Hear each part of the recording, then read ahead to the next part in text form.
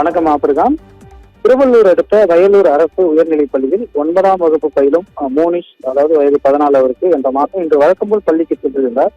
இன்று மதியம் உணவு இடைவேளையின் நேரத்தில் பார்த்தோம்னால் பள்ளிக்கு அருகாமையில் புதிதாக கட்டப்பட்டு வந்த சமையலறை கட்டிடத்தின் மீது தன்னை ஏற்றி விடுமாறு தன்னுடன் பயிலும் சக மாணவர்களுடன் கேட்டுள்ளார். அப்போது மோனிஷை சக மாணவர்கள் கட்டிடத்தின் மீது தூக்கி ஏற்றி விட்டுள்ளனர். அப்போது எதிர்பாராத விதமாக கட்டிடத்தின் மீது சென்ற உயர் மின் கம்பி உராசியில் பார்த்தோம்னால் மாணவன் தூக்கி இழுக்கப்பட்டு கட்டிடத்திலிருந்து கீழே விழுந்துள்ளார். இது தொடர்பாக சக மாணவர்கள் பார்த்து கதறி ஆசிரியர்களும் தெரிவித்துள்ளனர். ஆசிரியர்கள் அவரை மீட்டு 108 ஆம்புலன்ஸ் வரவைக்கப்பட்டு ஸ்ரீபெரும்புதூர் அரசு மருத்துவமனைக்கு அனுப்பி வைத்தனர். அங்கு அவருக்கு முதல் சிகிச்சை அளிக்கப்பட்டு மேல் சிகிச்சைக்காக செங்கல்பட்டு அரசு மருத்துவமனைக்கு அனுப்பி வைக்கப்பட்டு சிகிச்சை பெற்று வருகிறார்.